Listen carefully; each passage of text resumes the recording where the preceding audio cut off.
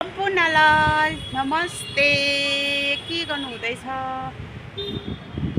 अन्त यहाँको वेदर चाहिँ म चाहिँ भर्खर आइपुगेको। आज मैले भिडियो पनि एउटा पनि पोस्ट गरेको छुइनँ, किनभने आज बिजी भएकोले गर्दा चाहिँ म भर्खर अघि अब फेरि बाटो पनि कहाँ बनाइरहनु हो, गाडीहरूले फेरि दिइराखेको त गयो हो।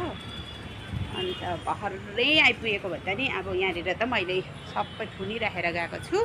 अब चाहिँ म ओपन गर्दैछु।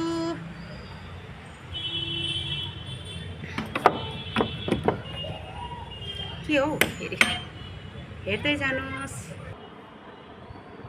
साथीहरू। मैले त फेरि बाटोतिर त नबनाएको नि त भिडियोहरू, अन्त रुममै पुगेर गर्छु बनाउँछु भनेर आज फेरि एउटा भिडियो पनि मैले पोस्ट गरेको थिइनँ, किनभने बिजी भएकोले गर्दा।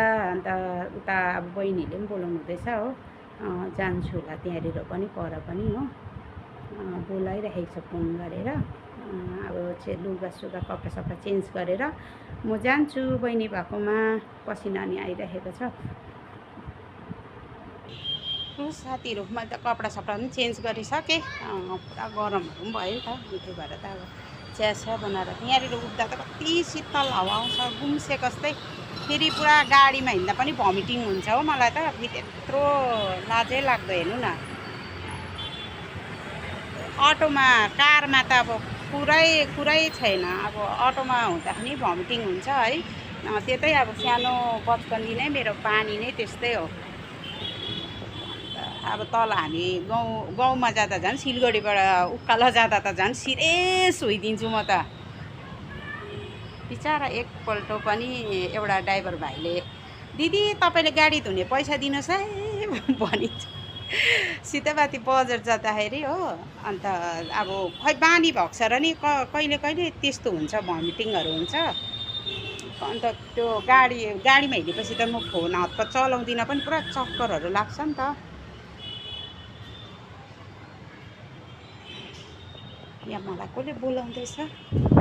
आफ्नो हावा क्या दामी आइरहेको रहेछ। यहाँ हेर्नुहोस् है, म त जहिले नि यहाँनिर त हेर्छु हो।